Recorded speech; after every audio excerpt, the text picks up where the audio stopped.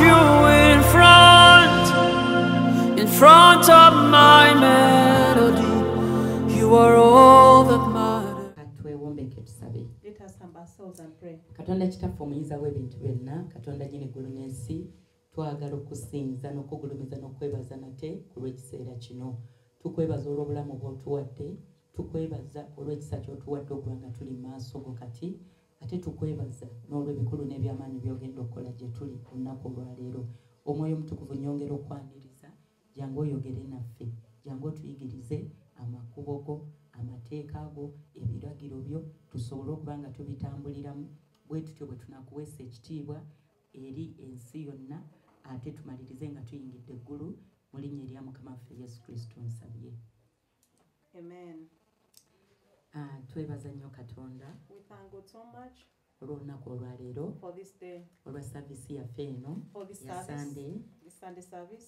Nina ekigambo kye njagala okwogerako olunaku olwaleero, There's a word I want to talk about today. kye kigambo eky'okukuuma amateeka ga Mukama, That is the word of keeping God's laws, oba okwekuumira mu mateeka ga Mukama, or to keep ourselves in God's laws. okubeera nga tugatambuliramu, So we walk in God's laws, okubeera nga tukola buli kiragiro kyonna Katonda ky'ayogera eri obulamu bwaffe. and we do all God's commandments. Okukuuma ebiragiro bya Katonda y'engeri yokka Keeping God's commandments is the only way kwegamba gye tusobola okutambula ne Mukama waffe, oba gye tusobola okugoberera Katonda it is the only way we can follow God. ne tuba nga tetukyuse So we are not we don't change okugoberera bakatonda abalala, to follow other gods, naye ne tuba nga tutunuulidde oyo omuyinza w'ebintu byonna yekka. but we focus on only God, who is all able. Kwegamba amateeka ga Mukama, God's commandments. Katonda bwe yali awa Musa amateeka, When God gave Moses the laws, tujjukira eri mu kitabo ky'endagaano enkadde, remember in the Old Testament, alina ekiragiro kye yamuwa, there's a commandment he gave him. n'amugamba kitwale okimpeere abaana bange Abayisirayiri. He told him, take it and give it to the Israelites. Ekigambo kye yamugamba byali bingi, naye njagala tujjemu olunyiriri luno olw'enjiri gye njagala okubuulira olwaleero. He told him several things, but we want to pick only one thing today for Mu today's kitabo word. ekyokuva essuula eya 20 olunyiri olwokusatu. In the book of Exodus, chapter 20, verse 3, you must not have any other God but me. Verse 4? No, Okay, verse just one. 3. Yes. Mu kitabo ekyokuva essuula eya 20 n'olunyiriri olwokusatu, Bayibuli egamba nti tobanga na bakatonda balala wendi. Mu ngeri endala Katonda yali agamba abaana ba Isirayiri In other words, God was telling the Israelites nti mubeere nga mugoberera nze nzekka Katonda omuyinza w'ebintu byonna, that fall only me who is all able. musinze nze nzekka, Worship only me. mubeere nga temulina bakatonda balala bonna be musinza. Have no other gods and worship no other gods. Ababaddewo mu overnight yaffe eyajjo, Those who were with us in the last night overnight, twalabye bajjajjaffe bwe baava ku mateeka ga Mukama Katonda omuyinza w'ebintu byonna, we saw how our great-grandfathers left God and worshipped other things. ne batandika okusinza bakatonda abalala, They worshipped the small gods okuyita mu busamize. through witchcraft, Ne tulaba biki ebyaddirira, and we saw what happened next. ne tulaba nga bwe basinza bakatonda abalala, ebuzibu bwe baafuna tebwakoma ku bo, naye n'olwaleero bubadde bukyatulondoola. We saw that when our great-grandfathers worshipped other gods, it didn't stop at them, it's following us today. Ekyo twakirabye bulungi nnyo. We saw that very well. Kaakati olwaleero Today, wakati nga bajjajjaffe bo baasalawo okusinza bakatonda abalala, amidst our great-grandfathers choosing to worship small gods, ffe Katonda atukuutira God is calling us. n'agamba tetubanga na bakatonda balala bonna okuggyako ye. Is stressing to us that we shouldn't have any other gods but him. Mu ngeri endala, In other words, tubeere nga tusinza ye yekka. let's worship only the living God alone. Kati ekyo tetulina bwe tusobola kikola There's no way we can do that okuggyako nga tuzzeeyo ne tutambulira mu mateeka ge, unless when we go back and walk in his commandments, ne tukola ebiragiro bye, and we do his laws, ne tukola amateeka and ge. we do his Mu commandments. kitabo kya Yokaana essuula y'e14, In the book of John chapter 14, katandikire ku lunyiriri olw'abirimu. John chapter 14 verse 21. Yes, ogenda kusoma olw'abirimu, olw'abirimu 3 n'olunyiriri olw'abirimu 4. Verse 21 says, Those who accept my commandments and obey them are the ones who love me. And because they love me, my Father will love them. And I will love them and reveal myself to each of them. Verse 23, Jesus replied, all who love me will do what I say. My Father will love them and will come and make our home with each of them. Verse 24, anyone who doesn't love me will not obey me. And remember, my words are not my own. What I'm telling you is from the Father who sent me. Ngenda kusaba na Mrs. Senjovu otusomereko ne version yeno. It has slightly differed from yours. John 14 from verse 21. We are in John 14 verse 21. He who has my commandments and keeps them is he who loves me. And he who loves me will be loved by my Father. And I will love him and manifest myself to him. Verse 23. Jesus answered and said to him, if anyone loves me, he will keep my word. And my Father will love him. And we will come to him and make our home with him. Verse 24. He who does not love me does not keep my words. And the word which you hear is not mine, but my Father's who sent me. Otyo. Ey'Oluganda egamba bw'eti tuli mu Yokaana essula ey'ekumi tutandikidde ku lunyiriri lwa 21. Agamba nti alina ebiragiro byange n'abikwata oyo nga yanjagala. Anjagala anaayagalibwanga kitange nange nnaamwagalanga nnaamulabikiranga. Kati Oluganda lugambye nnaamulabikiranga. The Luganda version said, I will manifest myself to him. Version y'Oluzungu egambye, I will come and manifest myself to that person. Ey'Oluzungu egambye nja kujja mwerage. Ate eri endala egambye ki? Erina ekigambo ekirala kyekozesezza. I'll come and make my home with him? No, 21, verse 21. Okay, 14:21. The one who, those who accept my commandments and obey them are the ones who love me. And because they love me, my Father will love them. And I will love them and reveal myself to each of them. Reveal myself. I will come and manifest myself. Nange naabalabikiranga. Omuntu yenna buli lw'okwata ekiragiro kya Katonda. Every time you obey God's commandment, n'okitambuliramu, and you walk in it, n'okikola, and you do it, Yesu yennyini agambye, Jesus himself has said, kajja kuba akabonero nti omwagala. it will be a sign that you love him. N'agamba nti ate bw'onooyagalanga Yesu, He said, if you love him, ne kitaawe ajja kwagala nnyo. his Father will love you too. Era olw'okubanga onooba oyagadde mutabani we, And because of loving his son Jesus, agenda kumutuma he will send him mu nnyumba yo, in your home. amugambe genda onneeragire Vicky. Go and manifest yourself through Vicky. Genda mu nnyumba y'olabisibwe. Go in his house and be Genda manifested. bulamu bwo olabisibwe. Go and manifest yourself in his life. Kwegamba Yesu ayagala abeere ng'alabisibwa mu bulamu bwaffe. Jesus wants to manifest in our lives. Yesu nga yalabisibwa si gwe wekka agenda omulaba. When he manifests through you, it's not only you who is going to see him. N'abakwetoolodde bajja mulaba. Even those around you will see Era him. bajja kukkiriza. And they will accept. Naye bannange Vicky alina Yesu. Yes, Lydia has Jesus. Ozze engulu. Badde ngamba kakyogere bw'atyo akyogere nze ngende mu maaso. Kaakati naawe ali eyo. You who is watching Ekyo us, naawe kusaba okiddemu. I believe you will repeat that Gamba also. nti ayi Yesu. Say, Lord Jesus, Olwaleero today, njagala onnyambe. I want you to help me Nsobole okutambulira mu mateeka so go. I walk in your commandments, Ojja olabisibwe mu bulamu bwange. so that you come and manifest yourself through me. Ekyo tukyetaaga ffenna. We need that, all of us. Naye kitwala ki? But what does it take? Kitwala okuba nga tutambulira mu mateeka ga Mukama. It takes walking in God's commandments. Agambye atya olunyiri olwokusatu. Agambye nti tuli mu Yokaana essula ya 14 olunyiriri olwa 23. Yesu n'addamu n'amugamba nti omuntu bw'anjagala anaakwatanga ekigambo kyange ne kitange anaamwagalanga era tunajjanga gy'ali tunaatuulanga gy'ali. Kaakati Oluganda era lukinafuyiza. The Luganda version has weakened it a bit. Ey'Oluzungu egambye we shall come and make our home. The English version has said we shall our home. omuntu bw'okwata ekiragiro kya Katonda When you keep God's commandments n'okitambuliramu, and you walk in it, Katonda atudde ku Namulondo Jesus, who is seated on the throne, awanukayo comes from his throne, ne mutabani we Yesu and his Kristo. son Jesus. Ndowooza mujjukira abali mu saavisi eya Sunday ewedde. I think you remember those of us who were in the last Sunday service. Ekyawandiikibwa kyayogera. The scripture said, Ndowooza yali Zabbuli 89 I think it was Psalms olunyiri 89, olw'14 era. verse 14. Tuukirivu no and justice. It was the throne. Nga bye binyweza, they established the throne of the Almighty God. They are the foundation of God's throne.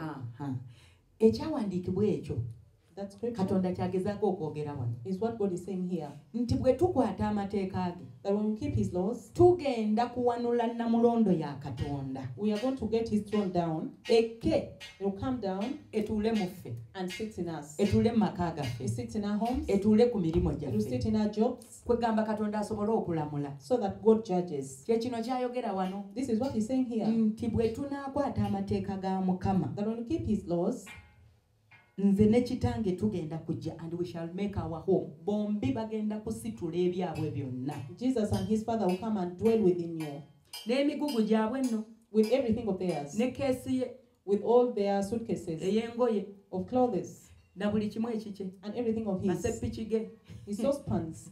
olyoka olya enkoko zimale mu nsi. So you eat chicken until no Anti more. Yesu ky'alyako ng'asula ewuwo, ate gweoyinza okulya mukene nga Yesu alidde enkoko. Whatever Jesus eats, he can't eat chicken and you eat mukene. Oyinza okulwala endwadde nga Yesu yasuze wuwo. You can't be sick when he slept in your Kati house. endwadde eyitawa. Where does that disease pass? Bannange emizimu giyitawa. Where do demons pass? Nga Yesu yasuze wuwo. When Jesus slept at Nga the, Namulondo yeeri mu nnyumba yo. when his throne is in your home. Kati kyekyawandiikibwa kino This is the scripture. kinyumidde nnyo. It's so nice. Yesu n'addamu n'amugamba nti Jesus said, omuntu bw'anjagala when someone loves me, anaakwatanga ekigambo he kyange, will keep my word. ne kitange And anaamwagalanga, my Father will love that era person. tunajjanga gy'ali, And we shall come tunaatuulanga gy'ali. and dwell within him. Olunaku lumu One day, nali nsomesa enjiri emu I was teaching this word naye ne ndeeta olunyiriri and I lumu. brought this verse. Ne ŋŋamba bwe tutambulira mu kigambo kya Katonda I said, when we walk in God's ne word tukuuma ebiragiro bye, and keep his laws, Katonda ajja n'atuula mu ffe. God comes and sits within us. Omwana omu najja atuwa obujulizi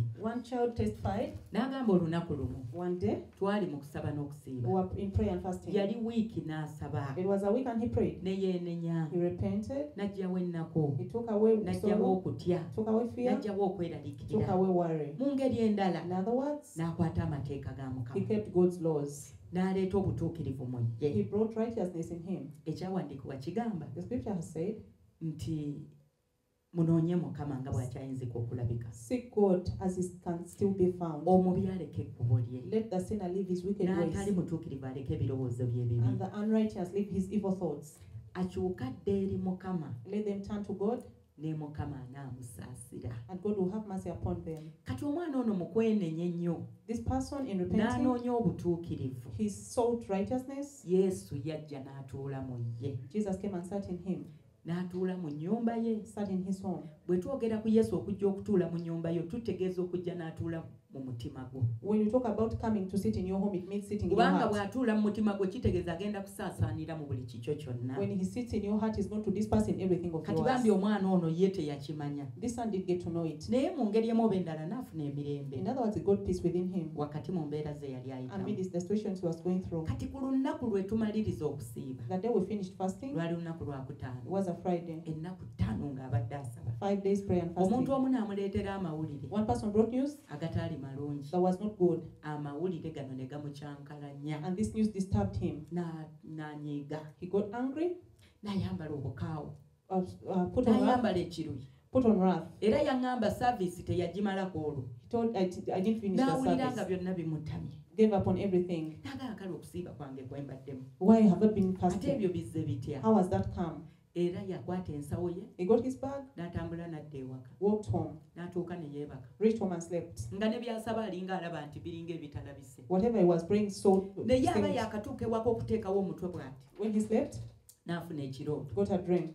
ng'alaba ali mu karuumu ke we yali asula. He was in the room where he was sleeping. Mu kirooto n'alaba In the dream he saw nga musumba Tom, that Pastor Tom, daddi waffe Tom Mugerwa. our dad Tom Mugera, Ntera mweyitira daddi I wange call him daddy kubanga era ekyo kyali. because he is to me. Kati daddi Tom Mugerwa mu kirooto n'alaba nga babadde beebaka bonna mu kayumba. In the dream he saw they were sleeping with the dad Tom in that small house. Naye But n'alaba nga daddi Tom azingako akafaliso ke, he saw daddy Tom packing up his mattress, n'azingako engoye ze, packed up his clothes, n'azeetikka ku mutwe, carried them on his head, n'afuluma ruumu ye n'agenda. went out of the guy's room.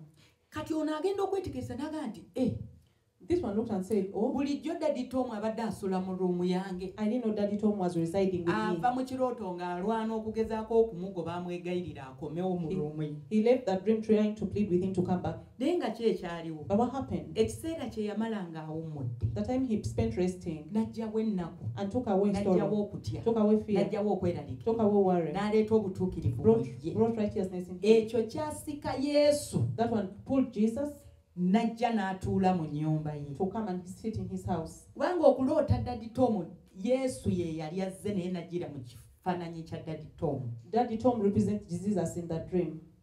Ontegedde bulungi mukwano Have gwange. you got me so Kati well? kyekyawandiikibwa kino. This is the scripture. Omuntu bw'okwata ekiragiro kya Katonda, When you keep God's commandments, kubanga awali amateeka ga Mukama, Katonda w'abeera. where there are God's laws, Ekyo that's kye where God is. kimuwanula yonna gy'ali n'akka, That's where gets him from his throne and he comes down. n'asobola okutuula So he can sit awali ekiragiro kye. where his law is. Kye kino kyatugambye This is what he has told us. Olunyiri olw'abirimu Verse 24. n'agamba nti atanjagala takwata bigambo byange, He who doesn't love me does not keep my word. n'ekigambo kye muwulira si kyange naye kya kitange eyantuma. And the word you hear is not mine but for my Father. who Kwegamba sent bino me. ebigambo These words, Yesu atugamba, bino bye mulaba atugamba si ye, the words he's telling us is not him, naye Katonda atudde ku Namulondo. but the Father who is seated on the throne. Mu ngeri endala, In other words, bwe tusalawo okukola ekigambo kya Katonda, when we choose to do God's word, kaba kabonero ak'okulaga Mukama nti tukwagala it nnyo. is a word, it is a sign to show God that we love him. Y'ensonga lwaki olw'okubanga tuba tumulaze nti tumwagala. And because we have shown him that we love you, Kwegamba naye asalawo he also chooses n'ava ku Namulondo ye n'ajja to leave his thrones and comes down. asobole okutulaga naye okwagala kwe, So he comes and shows us love. asobole okulabisibwa mu bulamu bwaffe. So he manifests himself in us. Kaakati bangi kufa olwaleero mu kkanisa, Many of us in church today, twalokoka ne tuwummula. we got saved and rested. Kwegamba nga tumanyi nti twagala Katonda, We know we love God. naye ng'ate emitima gyaffe amazima gali nti tegiri ku Katonda. But the truth is our hearts are not with God. Ekkanisa olwaleero abantu bangi emitima gyaffe giri ku baana. Today, church, many of us, our hearts are with our children. Twagadde abaana okusinga Katonda waffe. We have loved children more than God. Emitima gyaffe giri ku baami. Our hearts are on our husbands. Twagadde abaami okusinga Katonda waffe. We have loved our husbands more than God. Emitima gyaffe giri ku bakyala Our baffe. hearts are on our wives. Twagadde bakyala baffe okusinga Katonda. We have loved our wives more than God. Emitima gyaffe gigenze ku bugagga buli ku akawunti.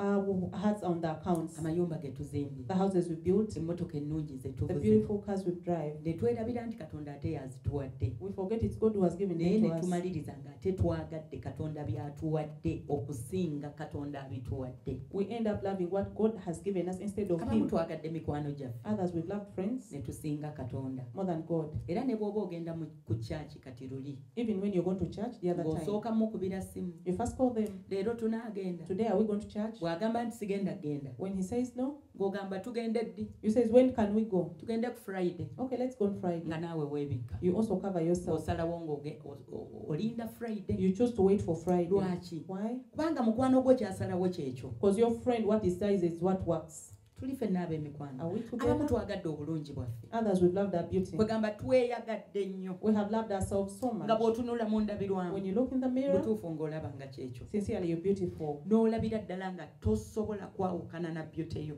You can't separate from your beauty. ku lwa Yesu. For God's sake. Ensonga lwaki ne bw'alagira okusiiba. That's why even if he says Era fast, osiiba ne boxi ye ya splash you fast with your box of ne splash kapaketi ka bagiya wano. and a packet of bagia. Oluga nti musinze muwanike When emikono. he says worship God, N'owanika emikono. you put up your Eno hands. bw'olyayo ka packet akapaketi ka biscuit As you eat a packet of biscuits, bw'owuutayo ki splash. you drink splash. Lwaki? Why? Okusiiba ennyo kulina engeri gye kusika skin. Fasting so much, there's a way it harms the skin. N'otandika okulabika slightly older than the actual age. So you look older than your age. Kaakati ate omuvubuka wamunnyonnyola. And you explain to that boyfriend, N'omugamba I am 22. I'm 22 only. Kaakati ebbanga ly'omala ng'oli mu nnaku 10. That the fasting you spend in 10 days, Skin eno erina engeri gy'etandika okwesikamu mpola. there's a way the skin starts Sajja pulling agenda itself. okwetegereza bw'ati. When the man looks closely, N'akubuuza wangamba olina emyaka emeka? asks you, how old are you? Did you Kugamba ng'alinga alaba nti emyaka si gyegyo. as if he's starting to doubt the age he Kati told you. byuta awo etusiba. That one, beauty Bwe ties us. naasiiba ngenda kogga. When I first I'm going Bwe to naasiiba get ngenda them, kuyiwa olubalabe. I'm going to get Ani skin yakulimba? disease. Who is lying to you? Atunulira Pastor Vic. Look at Pastor Vic. Tunulira mukyala Ssenjovu. Look at Mrs. Senjo. Kaakati obubi bwaffe buli luddawo. How are we ugly? Naye ng'ate tusaba ne tusiiba. Yet we fast and pray. Kwegamba sitaani asobola n'okulimba The ekintu. devil can lie you. Yesu ki kyagezaako tugamba? What is Jesus telling us? Twebaza Katonda yatuwa obulungi. We thank God he gave us beauty. Naye obulungi tubuteeke wali. But let's put aside beauty Tusinze Katonda. and worship God. Tukole Katonda ky'ayagala. Let's do what God wants us to do. Katonda ayagala nnyo tubeere nga ye tumufuula namba 1 mu bulamu bwaffe. God wants us to make him number one in our lives Okuyita mu kukola amateeka ge. through doing his laws. Tuli ffenna Are ab'emikwano. we together, friends? Kwegamba kino kimaliriza nga kifuuse ekifaananyi mu bulamu bwaffe. This one ends up an idol in our lives. Ekintu kyonna ky'osinzisa Katonda Anything you worship more than God, kifuuka ekifaananyi. it becomes an idol. Kati ekkanisa tulina bukatonda bungi. Church, we have so many idols. Beauty efuuse kakatonda. Our beauty has become an idol. Abaami baffe kafuuse Our kakatonda. husbands are idols. Abaana baffe bafuuse Our children bakatonda. have become idols. Kwegamba ne tumaliriza nga tusinzizza sitaani. We end up worshiping the devil. Eno nga tuli mu kkanisa We are in church, yes, nga tusinza obufaananyi. worshiping Ne idols. tusigala nga tufaananira ddala nga bajjajjaffe abaazimba amasabo. We end up like our grandfathers who built Enjawulo shrines. yokka bo baasinza bakatonda ab'ebibumbe. The only difference is that they worshipped images. Ebifaananyi lwaffe olwaleero si bibumbe. Our images today are not pictures, Naye naffe tusigadde tulina ebintu bye tusinza. but we also worship certain things Tusobole okufuna okukuuma obugagga. so that we keep our wealth N'ebintu ebirala. and other things. Mu ngero essuula ey'omunaana olunyiri olw'17. In Proverbs chapter 8, verse 17, Bayibuli egamba etya? Engero essuula ya 8 tugenda kutandikira ku lunyiriri olw'17. Proverbs chapter 8, verse 17, it says, I love all who love me. Those who search will surely find me. I have riches and honor, as well as enduring wealth and justice. My gifts are better than gold, even the purest gold. My wages better than sterling silver. I walk in righteousness in paths of justice. Those who love me inherit wealth. I'll fill their treasuries. Gambye nti njagala abo abanjagala. N'abo abanyiikira okunnoonya balindaba. Obugagga n'ekitiibwa biri nange. Weewaawo obugagga obw'enkalakkalira n'obutuukirivu. Ebibala byange bisinga zaabu obulungi. Weewaawo zaabu ennungi. N'amagoba gange gakira ffeeza ennonde. Ntambulira mu kkubo ery'obutuukirivu wakati mu mpenda ez'okusala omusango. Ndyoke mpaabo abanjagala okusikira ebintu era nzijuza amawanika gaabwe.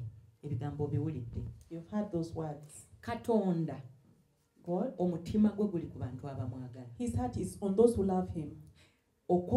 Obulungi bwe bwonna All his goodness abutegekedde abo abamwagala. is prepared for those who love him. Ebintu bye byonna eby'omuwendo All the treasures, alina engeri gye yabikwekera abo abamwagala. there's a way he kept them for those who love him. N'aga nti njagala abo abanjagala. He said, I love those who love me. Ate si kumulaba bulabi. And not only saying Naye him, ndaba gye tugenda okumulaba. the way we are going to see him. Agambye nti obugagga bwe mulaba bwe muyaayaanira buli eno wange. He said, the wealth you're looking for is with me. N'ekitiibwa mulokole Katonda y'akigaba. And the honor, it's God who gives it.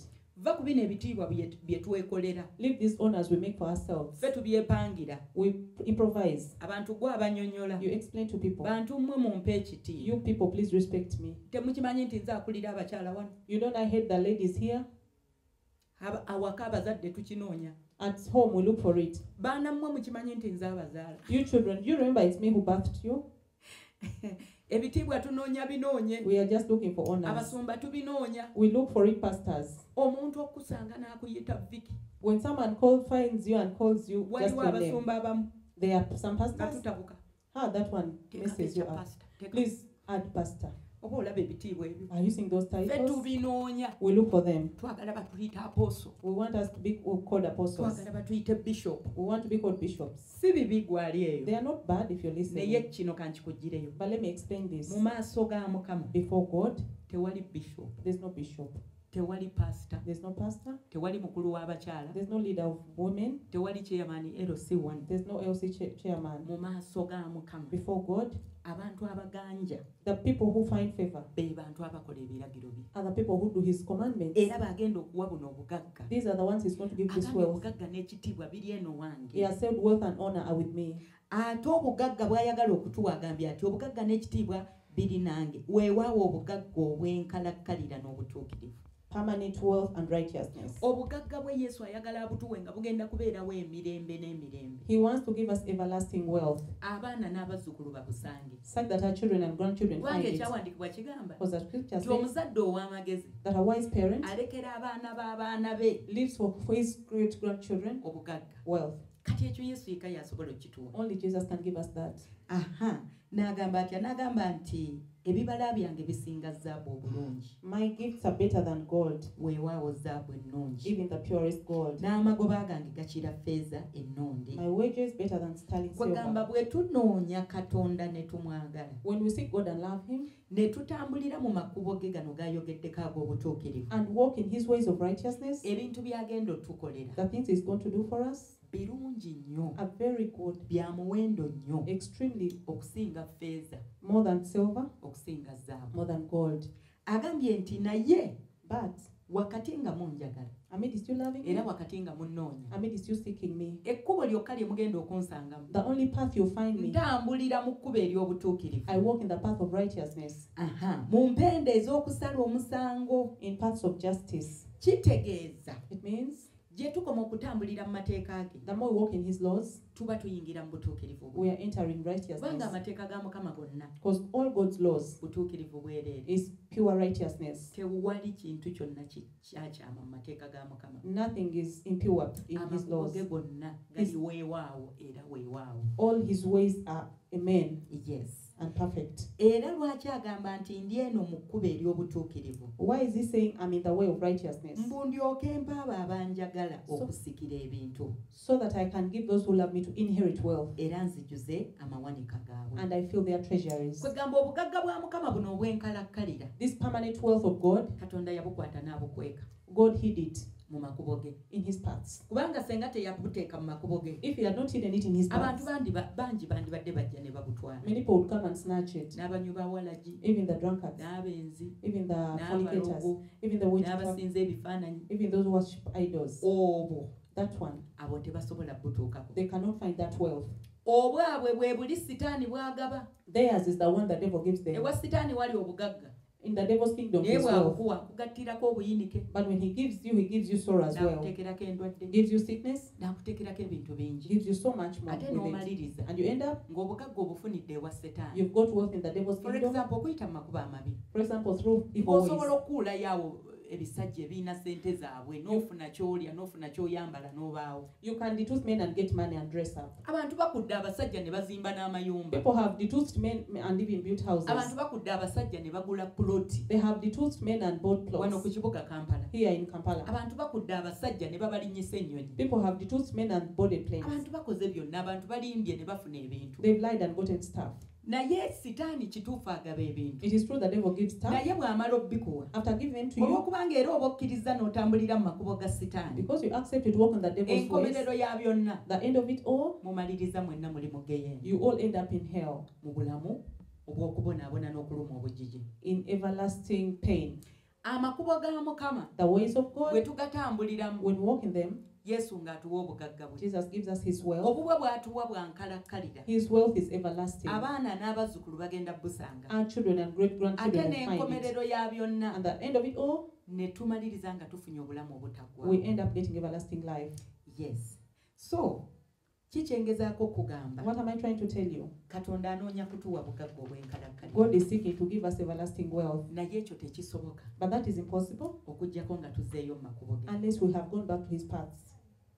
kubanga amakubo ge gokka Because only his paths ge galaga Katonda nti tumwagala are the ones that manifest the ke God that we kabonero love him. kokka It is the only sign ak'okutambula nga tusinza Katonda to walk worshiping God. kubanga ekikulu si bugagga Katonda bw'ayagala otuwa The most important thing is not the world. ekikulu kwe kumusinza The most important thing is to worship ne him, tuba nga tumwawudde ku bakatonda abalala and we separate him from other senga gods. ekikulu bwali bugagga nkugambye ne sitaani agaba obugagga If the most important thing was wealth, even the devil bwe has it. tolowooza nti amayumba gali mu balokole bokka Don't think only the believers have n'abatali houses. balokole balina amayumba Even non-believers have abantu houses. balina ebintu People have stuff. so ekikulu si bintu Most important thing is not things. ekikulu The kwe most- kudda mu makubo ga mukama Most important thing is going back in his paths. katulabeyo ekizampa emu Let's look at one example. tutegeere nti amazima ddala okutambulira mu mateeka ga mukama kigenda tuleetera omukisa So we know that walking in God's ways is going to bless us nga tuli ku nsi as we are here on earth. nga bwe tuva okulaba olunyiriri olw'engero 8:17 As we've seen in Proverbs ate 8:17. si ekyo kyokka And not only that, amateeka ga mukama God's ways y'engeri yokka is the only way gye tugenda okuba nga tufuna obulamu that we obutaggwaawo are going to get everlasting life. waliwo wano mulokole omu gwe njagala tulabeko mu bayibuli There's one believer I want us to see in the Bible. ali mu Matayo essula y'e19 He's in Matthew chapter 19. tugenda kutandikira ku lunyiri olw'16 Matthew chapter 19 verse 16. kaba tusomerewo tulabe Matthew chapter 19 verse 16. Someone came to Jesus with this question. Teacher, what good deed must I do to have eternal life? Why ask me about this?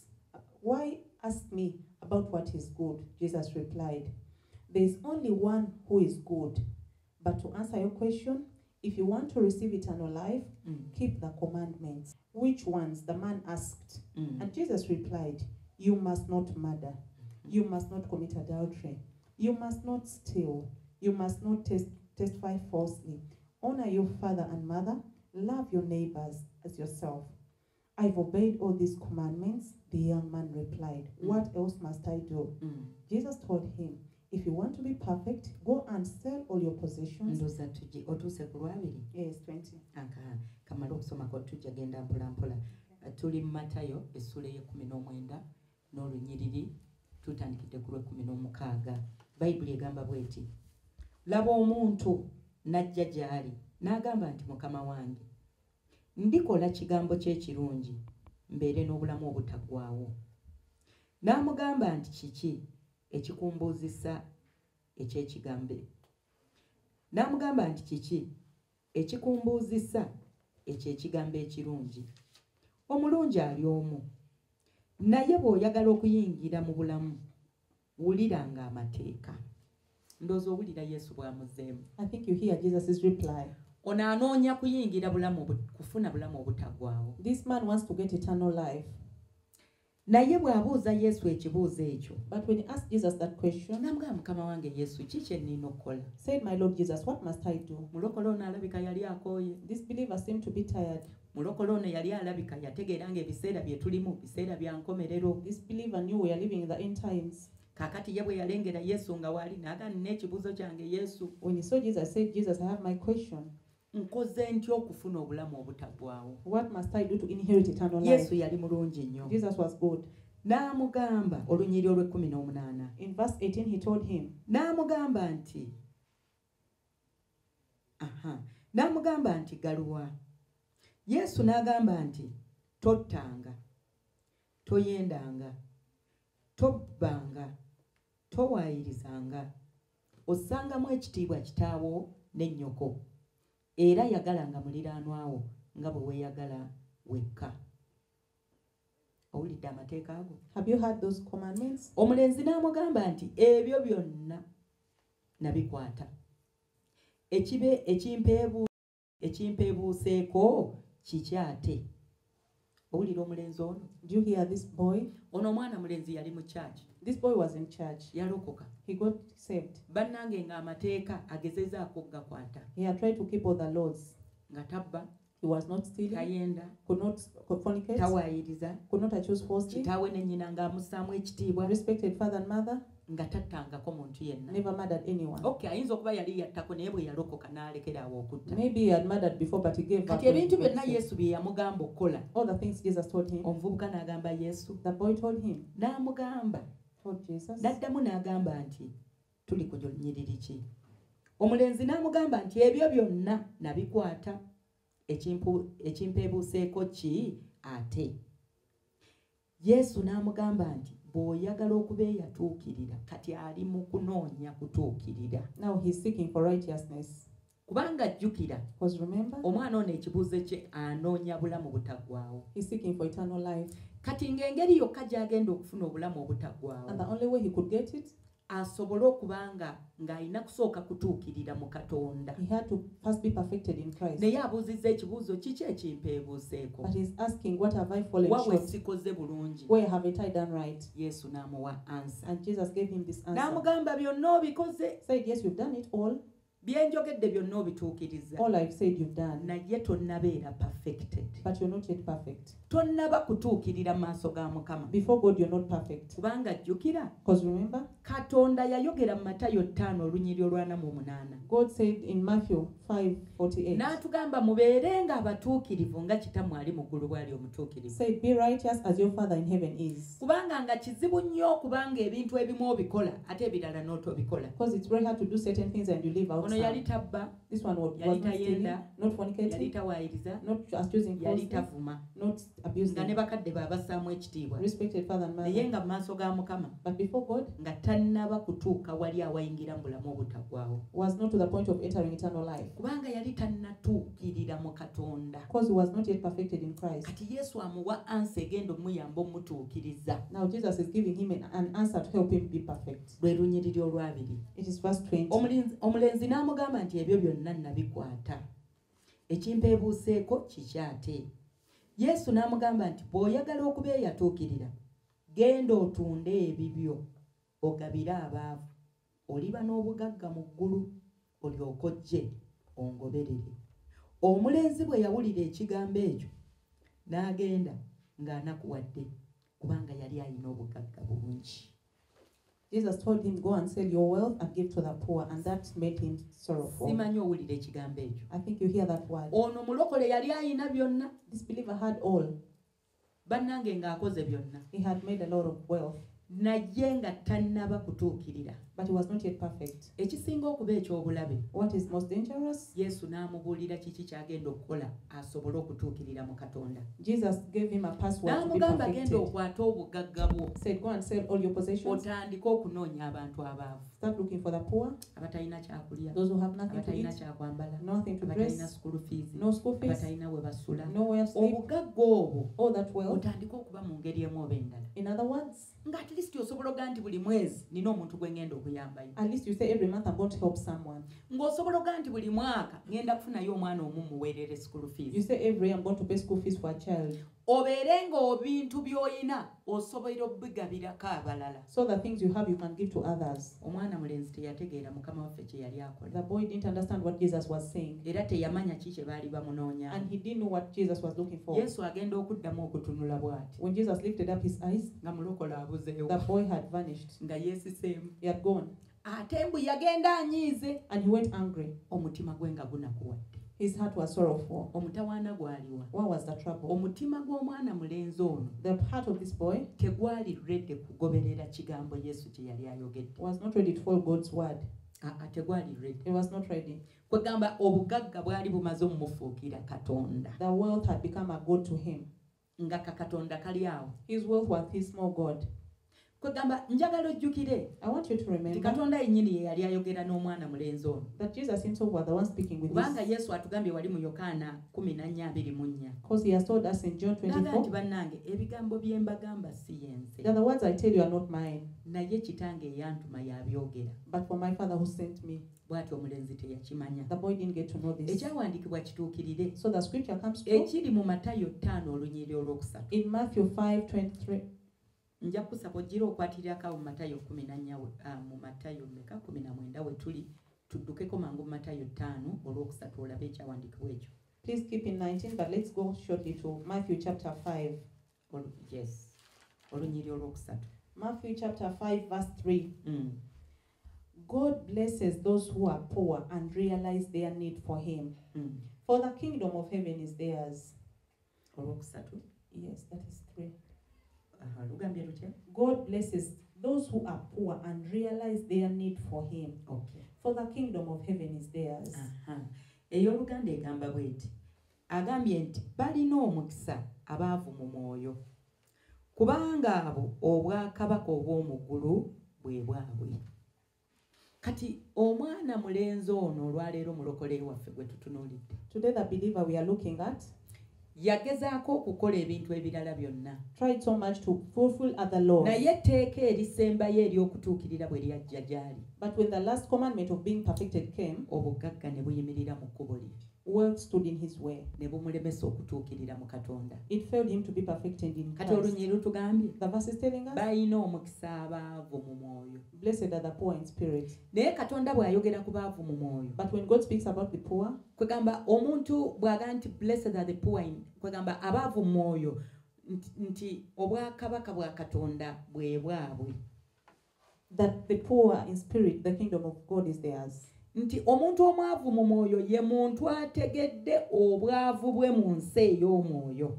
The poor person is the one who has acknowledged his poverty in the spiritual world. Tetutegeeza mwavu kubanga toyina kyakulya. We don't mean poverty because you don't have Kino material ekyawandiikibwa things. tekitegeeza nti mwavu atalina waasula. It doesn't mean you're poor because you have no accommodation. Oyinza okusanga asula mu ddiiro ly'omuntu omulala naye nga mugagga mu mwoyo. Someone could be sleeping in someone's sitting room but they are richer in the spirit. Kati ono brother ono mulokole munnange ono yali mwavu nnyo mu mwoyo. This believer we're talking about was very poor in the spirit.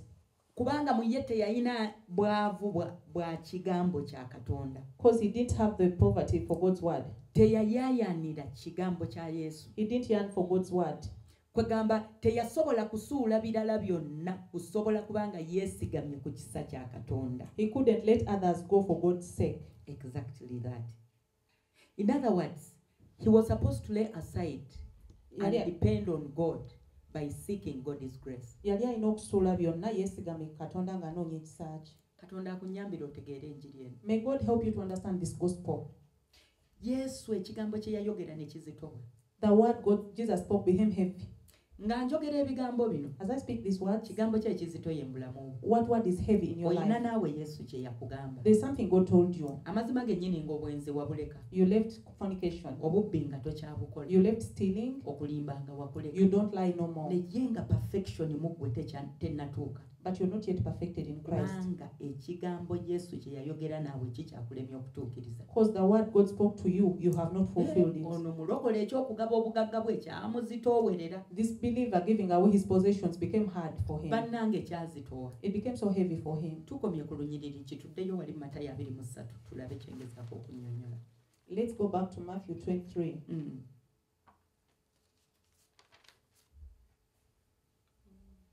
Matayo essula ya 23 ey'okumin'omwenda tubadde ndooza ku lunyiriri olwa 23.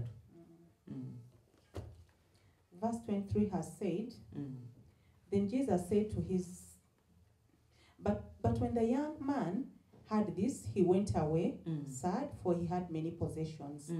Then Jesus said to his disciples, I tell you the truth, it's very hard for a rich person to enter the kingdom of heaven. I say it again, it is easier for a camel to go through an eye of the needle than for a rich person to enter the kingdom of God.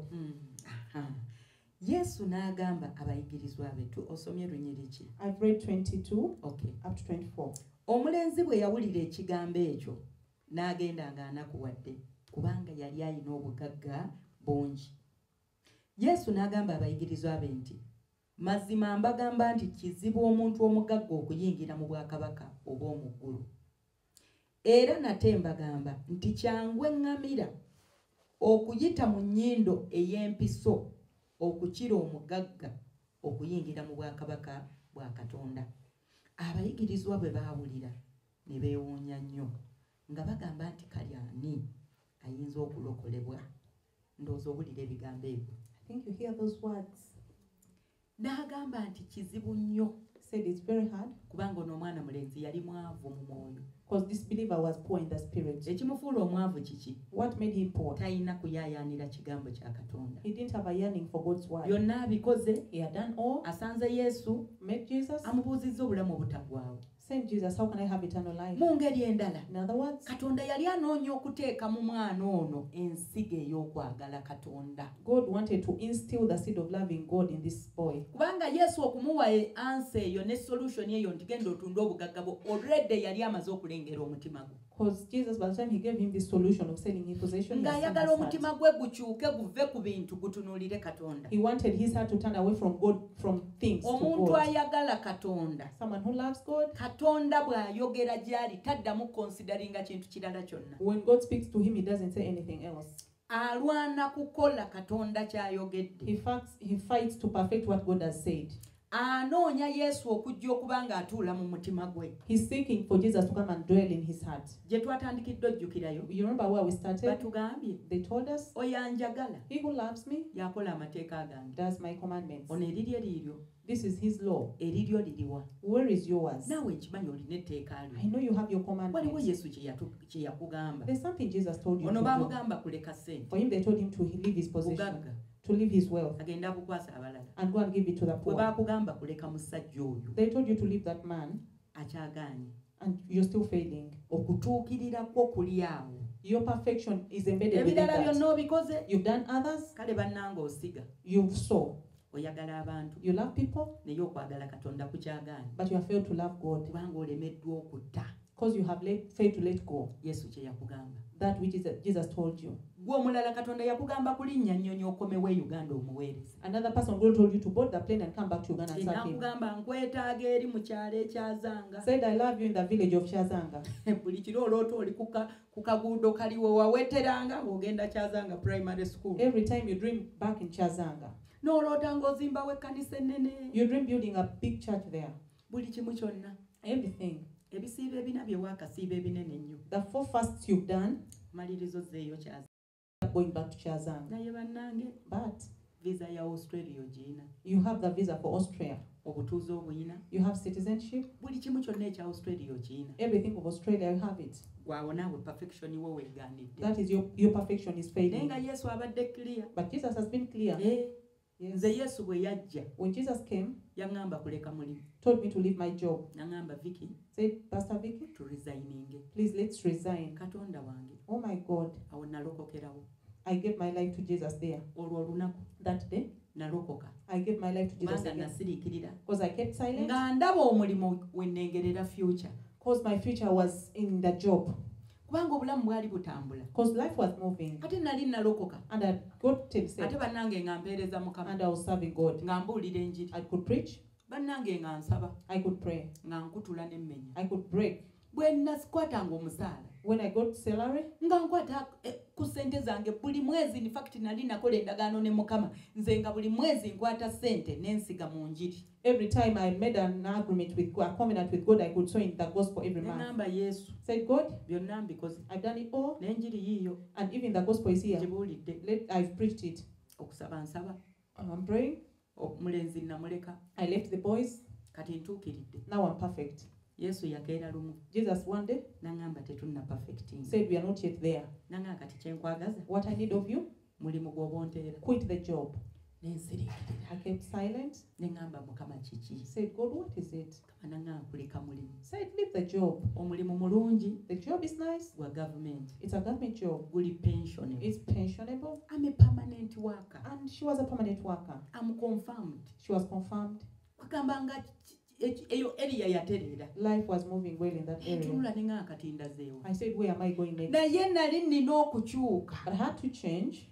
Nzikiriza okwesigama ku kigambo Yesu ky'aŋŋambye. Accept to lean on the word God has told me. It Tebyali nno byangu. was not easy. Bannange tebyali byangu. Not easy at all. Kubanga bwe mmala ogenda okuresigninga. Because after resigning, nawandiika ebbaluwa I wrote a letter, ne ngenda ewa mukama wange went to my boss, ne mugamba nzize ngenda said I'm quitting. nagamba Vicky kiki Said, Vicky, what is it? nabuuza do you have any problem Said, do you have any I said problem? I don't have any problem Said, "That is a good ndi job. bulungi I'm so well. sirina kizibu kyonna No problem." n'ayita bakama bange abalala awo Called her the n'abagamba bosses. omwana ono mutuule mwogere naye Said, sit her down and talk to her. aleese ebbaluwa yiino She has brought her resignation ayagala letter. kuleka mulimu She wants to quit the job. bambuuza nsonga ki Say, which reason? bagamba kimu I'm telling them, enda kuweereza I'm mukama going to serve God. ne bambuuza They asked me, bulijjo obadde toweereza mukama all along, haven't you been ne bagamba serving? Vicky twakuwulira dde oli mulokole Said, Vicky, we heard you a believer. twakuwulira dde oli na pasita We heard you even a ffe pastor. tubimanyi byonna We know everything. naye obadde opasitaringa nga bw'okola But you've been pastoring while working. kubanga nayina ennaku zange Because I had my days ze nagendanga nenkola ku mulimu which I used to work,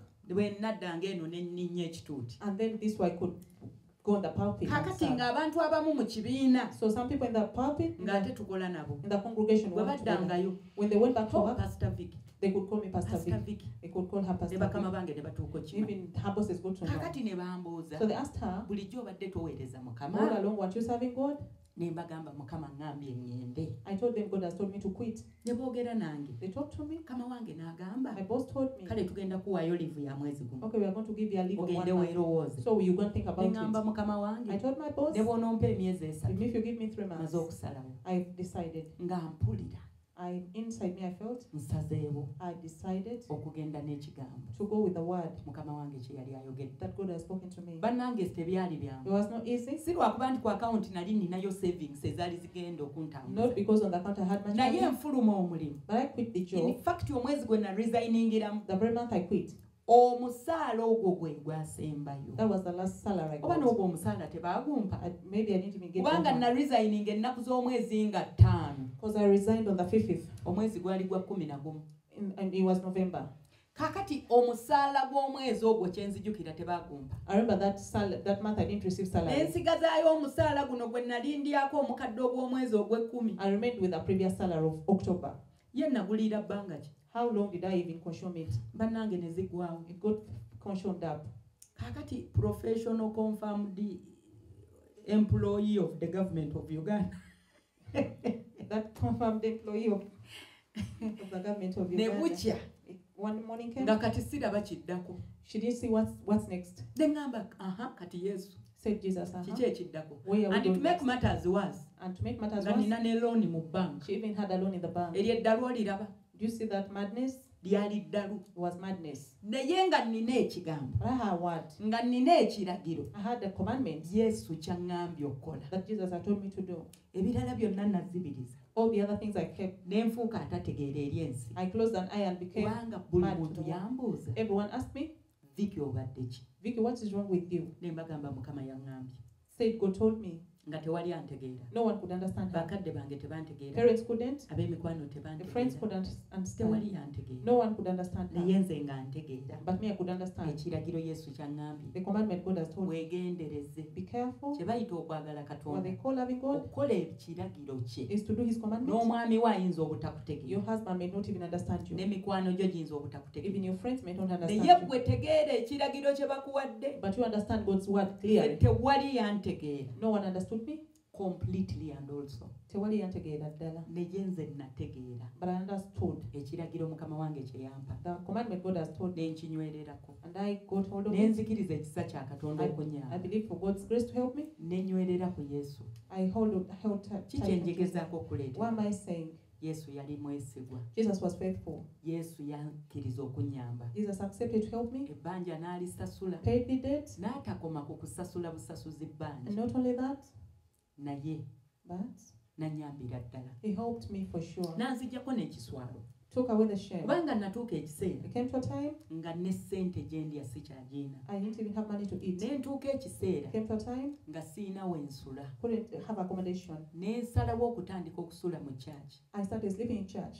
nga ne bwe mba ngenda kuweereza Even when I was not to serve, nga nva mu kyaki I could leave church and go and serve ne church ngenda ku kituuti and go to the pulpit. ne ŋŋamba abantu yesu alina amaanyi Said God, told people God is powerful. ne mbagamba mugoberere katonda ky'ayogera Said follow what God says. nga nkirimu I was in it. nga I nkitambuliramu was walking in it, naye nga nsula ku balukoni but I was sleeping in the balcony. ng'omuntu yenna andaba Everyone who saw me alaba ng'omuntu afeirinze saw me like a failure, era ebigambo byali bingi awo and words were so many kubanga abantu bo boogera okusinziira ku kye balaba because people speak according to what they and see. indeed baali batuufu Exactly, they were right. ne ntuuka ekiseera Came to a time, nga n'ekikumi ekigula amazzi ag'okunywa si kingi even 100 shillings for buying drinking water she had bwe it. nabanga sikiina When she didn't have, nenzikirira waliwo oluzzi olwalinga somewhere there was a well somewhere. ne ŋŋenda nsena amazzi She could go there and fetch nenywanga amazzi ago and drink that water from the well. nembeera mulamu She was alive. ndi ku kiragiro kya mukama I'm on God's word. nga yesu tuli ffenna We were together with Jesus, era nga muwulira and I could feel him. mu kiseera ekifaanana bwe kityo In such a time, olunaku lumu nabuuza yesu one day I asked Jesus, ne mubuuza nawulira bulungi say, did I hear well oba saawulira bulungi or I didn't hear well? olw'ebigambo by'abantu Because of God's word, olwa people's puresha word, abantu gye baali banteeseeko and people's pressure. kwega buli omu ng'ayogera ky'ayagala Everyone was talking whatever they wanted. naye mu kiseera ekyo And in that time, nga ndabika nga atabitegeera looking like I didn't ne understand it ndoota all, ekirooto I got a dream. nga nina wendi I was somewhere, abantu baali bangi nnyo people were so many. ennyonyi nejja neerandinga Airplane came and landed. pastor robert kayanja ye yasooka okuvaamu Pastor Robert Kanja came out of it, n'atambula najja n'ayitawo walked and passed by. naye aba atambula bw'ati When n'agenda He walked and passed by. abantu ne bajja ne bateekawo obuguwa buno bwe basiba okuziyiza abantu People came and put those threads they do to, twali bangi kati ne balekawo ekkubo and then they left away. n'obuguwa obwo And those threads, oba babuyita batya nze sibumanyi naye ntera obusanga mu bbanka those ropes they put to prevent people, tubusimbamu layini we line up. kati bwe buguwa bwe baali Those are the bapanzeewo ones they have put there, kati nga bagezaako tulaga mukome wano temuyitawo telling them where to stop. mba ndi awo As she was there, pastor robert kayanja amaze okuyitawo as Pastor Robert had passed, ne zireeta yesu it brought Jesus. najja ayitewo Jesus came and passed. ne ntunula sayidi eno I looked inside, ne ntunula sayidi eno I looked on the right. ng'abatugamba obutayitawo Those who were telling us not to katonda look, nanyamba yabakyusa buli omu n'atunula sayidi eri helped them and they looked on the ne side. nzika omulundi gumu wansi mu kaguwa ne ngoba yesu I went past the rope and chased Jesus. ne And muyita yesu I called him Jesus. ekyewunyisa nayita yesu mu What- mutima gwange What marvels I called Jesus in my heart. naye akamwa ne katula father But the mouth confessed Father. n'akyuka bw'ati And he turned, n'antunulako looked at me. bwe yantunulako When he looked at me, n'aleeta emikono gye brought his hands n'ankwata mu ngalo and held my hands, n'ampita erinnya called my name, n'aŋŋamba viki said, Vicky, ebyaddako tubireke let's leave the rest. byange nnyo They are so personal. naye bannange But olunaku olwo that day, nava mu kirooto kiri nga n'okukkuta nzekuse I left that dream when I was filled up. nga sisobola kujjukira Couldn't remember nti n'ekyeggulo saali that I didn't even eat supper. nina obulungi bwe nawulira There's goodness I felt. abantu ng'ebigambo bingi So many words were spoken. embeera nga tosobola ginnyonnyola Couldn't explain the situation, naye nga yesu muwulira but I could feel Jesus. era bwe yankwata mu ngalo kwolwo When he held my hands that day, nga kwegampulira nenzibiriza nnyo nzireyo mu kirooto kiri I closed my eyes to go back in that dream. nenzibiriza nnyo nenga yesu komawo I closed my eyes, said, Jesus, come back in that dream. ekyomukisa omubi teyadda Unfortunately, it didn't come back. ekirooto tekyakomawo paka kati That dream didn't come back up to naye today. ki kyenkuleetera What am I bringing to you? mu mbeera eyo In your situation, nenywerera ku kigambo I held on the word. nenkola ekigambo I did the word. nina mukwano gwange omulala I have a friend. mu biseera ebyo nanga viki weesiruwazza nnyo And that time he told me, Vicky, you've gone mad. era nze tetukyasobola kuddamu kwata We can't even be friends no more. okuggyako condition eri emu yokka Only one condition. kwata empapula z'ozimpeereze Get your papers and send them to me. nziremu nkunoonyeza omulimu So I look for a job for you. nensiriikirira I kept silent. neŋŋamba empapula ziizo Said, the papers are here. naye nenzira mu maaso ga But mukama I went before God. neŋŋamba mukama bw'obanga gwe waŋŋamba Said, God, if it's you who told me to quit the job, kandabe ekinaava mu mpapula ezo let me see what comes out of those papers. n'olwaleero Even today, tanfuniranga he has never got the job for me. nkyali ku kiragiro yesu kye yaŋŋamba I'm still on the word God told me. naye wakati nga nnemedde ku kigambo Amid is persisting on the word. n'ebbanja lye nayina mu mbeera eyo Even the debt I had in that naku lumu situation. banka neekuba essimu One time the bank called omukyala n'abuuza and the lady asked, is this victoria is this Victoria? neŋŋamba speaking Said, yes, speak. naŋŋamba ebbanja lya banka olimanyi Said, you know the bank's debt? The debt. ne mugamba ndijjukira Said, I remember it well. naŋŋamba sente ziriwa Said, where is the money? nga mmaze omwaka mulamba n'ekitundu After spending a year and a half okuva lwe naresigninga from the time I resigned, naye nga banka tennoonyanga but the bank had never looked for me. ekyo kye kyasooka okundaga That is the first sign tinawulira bulungi okuva ku mulimu that showed me that I had well, kubanga ekyo nga tekiriiyo because that couldn't happen. ate banka gye nalimu nga ze zino banka ennene And the bank I was in are these big ones wano ewaffe mu ggwanga lyaffe Uganda here in Uganda. bagamba ne batisirika omwaka mulamba n'ekitundu nga balinga abatamanyi nti gyendi. They kept silent for 1.5 years as if they didn't know I was there. In fact omukyala yankubira essimu banka yatuuka ekiseera nehandinga over to a consultation firm. The bank handed over to the consultation firm. Kati abo ababanja be bankubira essimu Those ones are the ones who called me. omwaka mulamba n'ekitundu 1.5 years, nga sente zigenze zeetuuma money had accumulated, naye nga tebannoonya. but they were not looking for. Ndi mu kigambo Katonda kye yaŋŋamba. I mean, the word God told me. Ndi ku kiragiro ekyokuleka omulimu. I'm on God's commandment of Kugamba leaving the kireeta job. n'obukuumi. It even brings protection. Kikola n'ebintu supernaturally. It does things supernaturally. I mean, Omukyala bwe yankubira essimu. when the lady called me, Kakati ne ntuulira ne nga ne kati Mukama. I said, God, Olinga mpaayo oba kiki? are you handing me over? Okirabira ddala siina ssente. You know I have no money. Kaakati obukadde gwe waŋŋamba okuva ku mulimu. You told me to quit the job. Kaakati ebbanja lye neewola ngenda disasuza ki? How am I going to pay the debt that I took? Sitaani n'aŋŋamba owedde. The devil told me you're finished. Bagenda nno kukusanga ku kituuti. They're going to find you on the pulpit. Bakuggyeko. They get you from there. Eggulire liryoke liyite. You get embarrassed in the news. Baasita omubuulizi w'enjiri. The preacher of the gospel Baamukutte. was arrested. Ne ŋŋamba omugezi. Said the wise person, Kanyingire okunoonya Katonda. let me enter into Ne a fasting. nnyingira dry ennaku 10. I entered into a fasting of 10 Ne days. ŋŋamba I have a big God. Said I have a big God. Katonda ono agenda kuleeta ssente. He's going to bring money. Oba zinaava waggulu ne zigwa waakiri. I don't know where it's going to come from, but it But will he's come. too big. He's too big. Ndi muweereza we. I'm his servant. Mukama wagamba. What you said? You'll give us the desires of our heart. Ajatu okuyana komutima gyaffe. Ne nnyingira ennaku 10. I entered into 10 days Ne fasting. nzibeeramu. I was there. Saafuna yadde ansigamu I didn't get anyone who sold 10,000 in mu me nnaku 10. in 10 days. Naye ennaku 10. But after 10 days, Ndi ku kiragiro Omukama kye yampa ekyokuleka omulimu. I'm on God's commandment of Ne leaving the nfuna job. ekiragiro ekirala. I got another law. Omukyala n'ajja n'aŋŋamba. The lady came and told me, Vicky, keep the presence of God. Vicky, keep God's presence. N'atambula n'agenda. He went away. Ŋŋamba presence of God. Said, God's presence? Nze nnoonya ssente. I'm looking for money. Omukyala ŋŋambye keep the presence of God. This one has given me a directive of Ŋŋamba keeping Mukama God's kati presence. presence of God yotegeeza ki? So what do you mean, God? Presence ya God n'okusasula ebbanja bikwataganira wa? How do the two relate? Ne nsiriikirira. I kept silent. Ne ŋŋamba Omwoyo Omutukuvu jangu onnyinyonnyola ekintu kino. Said, Holy Spirit, come and explain this Amangu to me. ddala Omwoyo Omutukuvu n'aŋŋamba The Holy Spirit came and told me, bulijjo osomesa presence of God. every day you teach God's presence. What did you tell people Abantu bagamba ki? under that topic? Wansi w'etopic eyo. Ne nsiriikirira. I kept silent. Kati ne ntandika okwesomesa topic eyo. I started teaching myself that topic. Omwoyo Omutukuvu n'anzijukiza nga nange mbaga wummulira mu Mukama. The Holy Spirit reminded me, telling Totya. them, rest in the Lord and don't Teweeraliikirira. fear. Don't worry. Kowola emirembe gya Katonda. Call for God's peace. Yesu asobole okutuula mu ggwe. God can sit within Asobole you, okufuga. so He can reign in you. Eno amasimu bwe gajja Phone calls were coming. ne ŋŋamba okay. Said, okay. Kati ne nga kati Vicky wummula. Said, Vicky, rest in the Lord. Era omukyala bwe yaddayo okuba essimu The next time she called, n'ambuuza asked me, sente ogenda zireeta ddi? when are you going to bring the money? Ne mmugamba anytime I'm coming. I told her, in time I'll be Ne coming. mmuwa ddeeti y'olunaku lwe nva mu nnaku zange ez'okusiiba. I gave her the date when I'm ending the fast. Oluvannyuma lw'ennaku nga 10. After 10 days. Ne mugamba ŋŋenda kujja. Said, I'm coming. Ŋŋenda kujja ku ofiisi. I'm going to come to your office. I will come and explain. I'll come and Nangamba, okay. Said, okay. Victoria, we are waiting. Victoria, waiting for you. Era bwe namala ennaku zange. Bwezagwa, Jjukira nafunye ekigambo. I got a word Ne nnyambala. and I dressed. Ne nnyingirawo. I went. N'ambuuza sente ziriwa. Said, where's the money? Ne mmugamba sente zijja. Told him money is coming. Ozireeta ddi?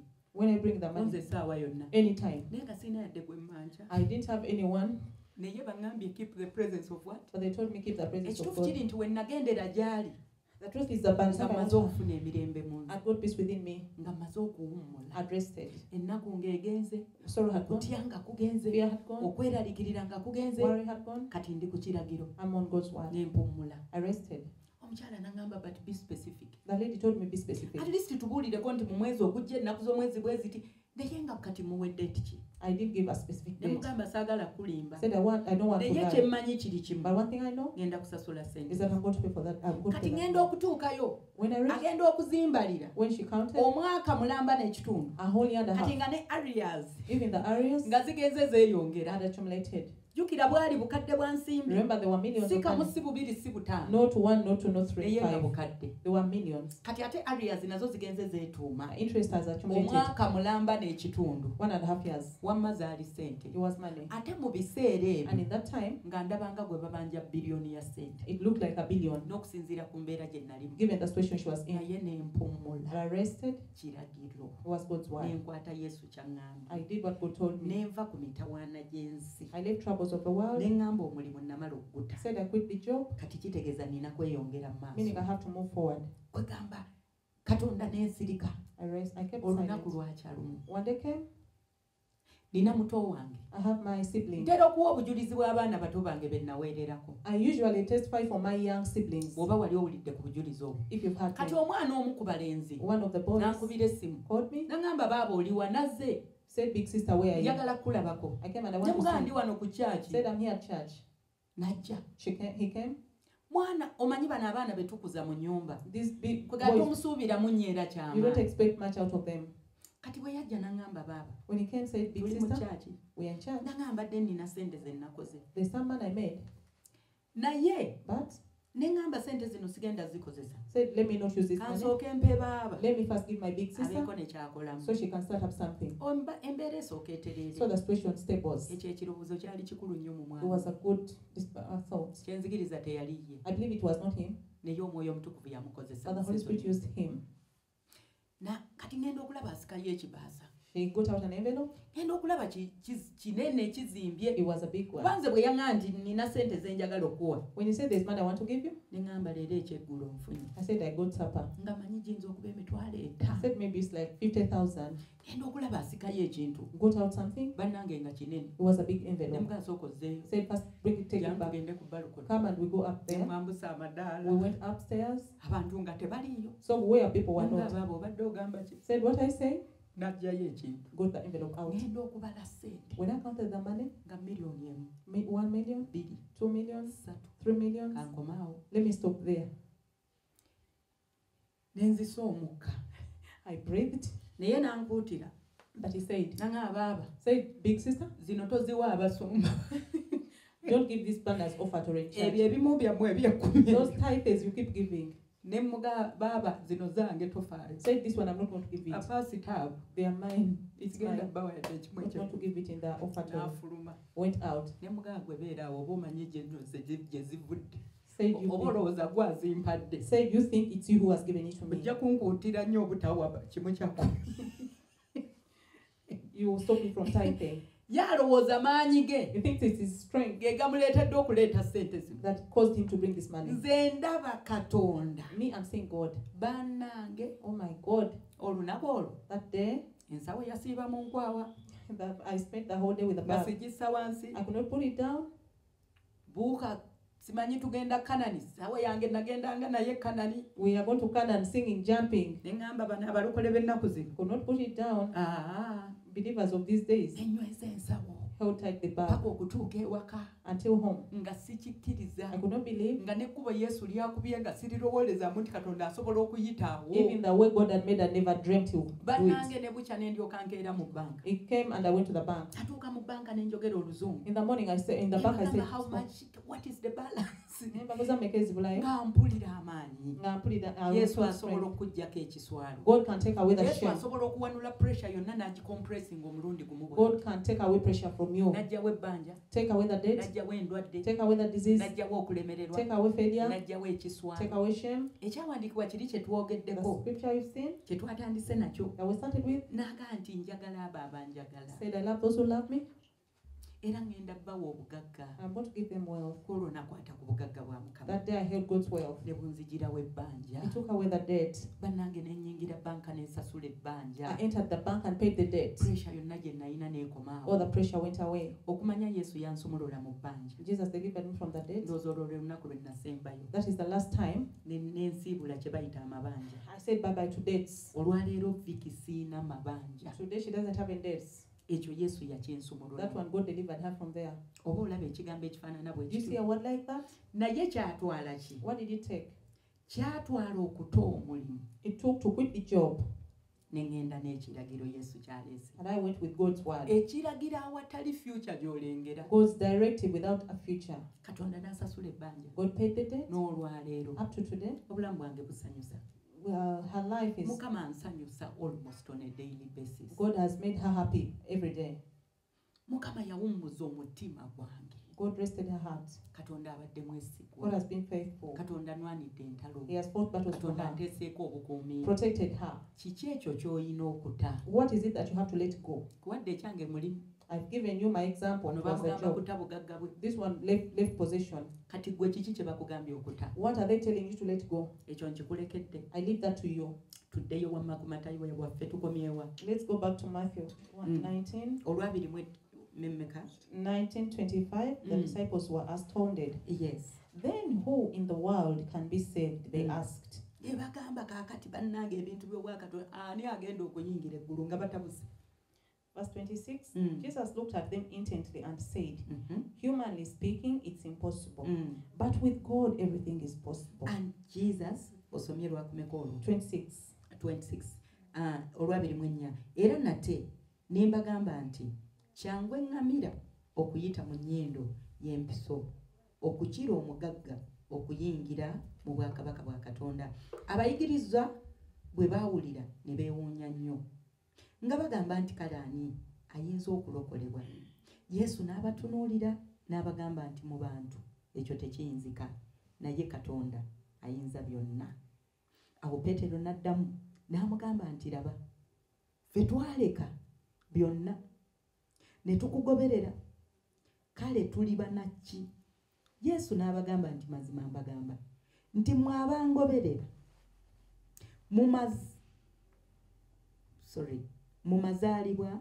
mu mazaalibwa ag'okubiri omwana w'omuntu bw'alituuka. Bannange ndi mulungi ki? Awo Peetero n'addamu n'amugamba nti laba, ffe twaleka byonna ne tukugoberera, kale tuli banakiki? Yesu n'abagamba nti mazima mbagamba nti mmwe abangoberera mu mazaalibwa ag'okubiri omwana w'omuntu bw'alituula ku ntebe ey'ekitiibwa kye, nammwe mulituula ku ntebe 12 nga musalira omusango ebika 12 ebya Isirayiri. Na buli muntu yenna eyaleka ennyumba oba baaluganda oba bannyina oba kitaawe oba nnyina oba baana oba byalo olw'erinnya lyange aliweebwa emirundi 10 era alisikira obulamu obutagwawo. Ebigambo ebyo tubiwulidde bannange? Have we heard those words? Kwegamba Yesu yatunuulira abaana balenzi bano Jesus looked at these boys. nga beewuunyizza. They were astounded. Ne baga nti naye bwe kiba kitegeeza kugoberera kigambo kya Katonda, But if it means following God's word, mu nsi muno ani aliyingira eggulu? in this world who will be saved? Bwe kiba ng'okugoberera amateeka ga Mukama kwe kutuukirizibwa, If it means following God's laws is to be ani agenda perfected, okuyingira eggulu? who can ever enter heaven? Yesu n'abagamba, Jesus said, mu magezi g'obuntu in your human wisdom, kirabika ng'ekizibu, it seems impossible. kiringa era bw'olaba. As you see, Mu magezi g'obuntu in human, nange nga njogera ebigambo bino as I speak these words, si nze yaleka omulimu guli. it's not me who quit the job. N'abagamba but with God. Nabagamba naye eri Katonda. Naye bw'oba ng'oli wamu ne Mukama If you're together with God, ng'osobola okuwulira ekiragiro kye kyayogedde, when you can hear His word, kubanga jjukira ekigambo kya Katonda bwe kijja gy'oli kijjirako amaanyi ag'okukkiriza, when God's word comes to you, it comes with the power of faith. n'ofuna amaanyi mu ggwe So you get strength within you agakola ekigambo. to do that word. Kaakati bwe tutambulira mu kigambo kya Katonda n'amaanyi agakiremeramu gabaawo. When we walk in God's word, there's power to do it. Kye kino ky'abagamba. This is what He's telling N'abagamba them. bwe munaabeera ne Mukama waffe Yesu Said, if you're ne together with mumugoberera Jesus and follow nga Him buli kyayogera kye mukola, and do whatever He says, mujja kuba n'obusobozi obuyingira eggulu, you have power to, you have ability to enter era heaven, mujja kumaliriza and you end up nga mugenze mu bulamu obutagwawo. in eternal life. Basajja ne beetunulako The men looked at themselves, era nga kati naawe bw'oga nti just as you're si looking at kyangu yourself. okuleka omulimu, Said, it's not easy to quit the nange job. yaguleka tekyali kyangu. Even to me, it was not easy. Si kyangu kuleka musajja oyo nga oli mu kalina yakuzimbira. It's not easy to quit that married man who built for you a Tuufu flat. naawe okiwulira nga okipimaapimamu nola nti ntandikiddewa. You weigh it, and it's not easy. Si kyangu You're wondering where to naye ate start. Mukama ali clear yakulaga ng'omusajja oyo si wuwo. But God is clear. I told you that man is not Si yours. kyangu kulinnya nnyonyi kudda Uganda wano mu nfuufu. It's not easy to board the plane and come back Olw'okuba in, Mukama yakulaza enjiri y'emulago mu ddwaliro. because you have to preach in Mulago. Bannange si kyangu. It's not easy. Si kyangu kuleka mukwano ogwo It's gw'olina. not easy to quit that Si friend. kyangu kulekeraawo okubba ssente za It's not gavumenti. easy to stop squandering government money. Kale ate oba si kyangu. It's not easy. Naye with God. But with God, Bwe tunaabeera ne Mukama. when we are with God, Katonda agenda tuwa ekisa. God is going to give us the Katonda grace. agenda tuyamba. It's going to help Agenda us. tuwa amaanyi. It's going to strengthen us. Olabe ng'okola ekintu nga naye weebuuza nze nkikoze oba si You yenze. do something and you don't believe it's you who has done it. Kwegamba mu byonna ki ekiriwo. In all what is there, Tukkirize let's believe okukola amateeka ga Mukama. to do God's word. Ono Peter n'abeera so concerned. Peter was so astonished. N'abuuza Yesu naye ffe twaleka ebintu byaffe He byonna. said, we left everything. Emirimu twagireka. We quit the jobs. Twali bavubi omanyi ono Peetero yakolanga wali ku mwalo. He was a fisherman Wali eggaba. in Gaba there. Engege zituukira awo. The fish, Obutimba bwonna nga bwali bwa Peetero ono. all the fish nets were his. N'amugamba muzeeyi watusanga ku nnyanja. He said, you found us fishing. Obutimba watugamba bugambi muleke tukole ki tweyongereyo. Just leave the nets there and we go on. Omulala Luka oyo Luka yali musawo mulamba. Luke was a medic. Namugamba wanzijja mu ddwaliro yalinga Pastor Vicky. Said, he got me from hospital like Pastor Vic. Nanyambula kooti yange enjeru naga Vicky tweyongereyo. Took off the white coat and said, Vicky, let's go Nenziwanika on. wali. I put it up Ne certificate zonna nenziwanika wali. and all the certificates I put aside. Nenzijja. I came. Nentandika okubanga ninga atalina plan. Started like, I didn't have a plan. Nabuuza twaleka amayumba. Said, we left everything. Twaleka abaana. We left children. Twaleka abazadde. We left parents. Tufuniramu wa. Where are we gaining? Naye Peetero ono But this Peter, ndowooza yali akyogera kwegamba agezeeko okweragana naye eri Yesu n'agamba nti ffe boolaba ebintu byonna twabireka. was saying it to show off before Yesu Jesus. n'amuwa ansa. Jesus gave him an Laga answer. nti abo abangoberera kubanga waliwo okuleka ebintu ng'obirese lwa kirala naye Yesu yali so clear.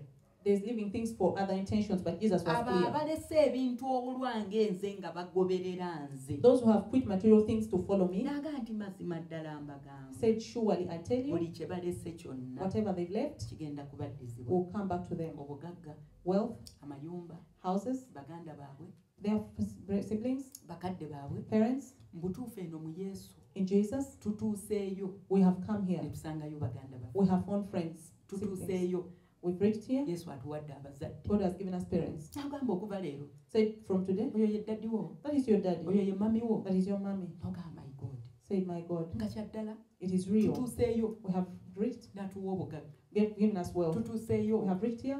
atuwadde ebintu bingi. He has given us stuff. Era ng'ekyawandiikibwa bwe kiri. Just like the scripture says, Bwe tunaasobola okukkiriza okubanga tusobola okuyimirira when we believe and stand ne tuba nga tukola amateeka ga Mukama and do God's ne directives, tugoberera Katonda we follow God, ne tuwulira eddoboozi we hear His word. mu ngeri endala ne tuba nga tusobola okutta ekintu ekirala kyonna ku lwa Yesu. In other words, we let every other thing for Jesus' sake. Ekyo kye bayita okwagala Katonda That's what we call loving God. n'omutima gwo With all your heart, n'emmeeme yo with all your soul, n'obulamu bwo. with all your life. Kubanga Omwoyo Omutukuvu agenda kubeerawo Because the Holy Spirit is there agende ng'atusongera to point to us. nga kino kireke Say, leave this, obugagga waayo put wealth, kino kiweeyo give up this, kiri kiveemu quit this, genda wano. go here. Awo oba Omwoyo Omutukuvu ali so smart The Holy Spirit is smart. agenda tuyamba It's going to help us. agenda tuluŋŋamya It's going to direct us. naye atuvuga atutwala eri mu eternal life But He's guiding us to eternal life. atuvuga atutwala mu perfection. He's guiding us to Nti perfection. ne mu biseera bye twogerako eby'enkomerero ebigenda okujja nga byakuyigganyizibwa That even the end times where there's going to be tribulation, ekyo kye kigenda otukuuma that is what's going to help kye us. kigenda otuwanirira That is what goes to help tusobole us. okuba nga n'omuntu ne bw'ayimirira mu maaso go n'ekiso So that even if someone stands you with before you with a sword, okusigala ng'omuga nti Yesu ye Mukama. you can still say Jesus is the Lord. Ekyo kye kigenda okukuuma amannya gaffe That is what is going to keep our names okubanga gabikkiddwa mu kitabo eky'obulamu. in the book of life. Kwe kwagala Katonda Loving God mu buli in mbeera every situation. n'amaanyi go With all our strength, n'amagezi go with all our wisdom, n'okutegeera kwo with all our kwonna. understanding. Ebigambo ebyo byonna Those words, olwaleero today, nzikiriza Omwoyo Omutukuvu alina I wakusongeddeko. believe the Holy Spirit has pointed somewhere. Nkikkiriza nti naawe olina woolabye nga mu butuufu olina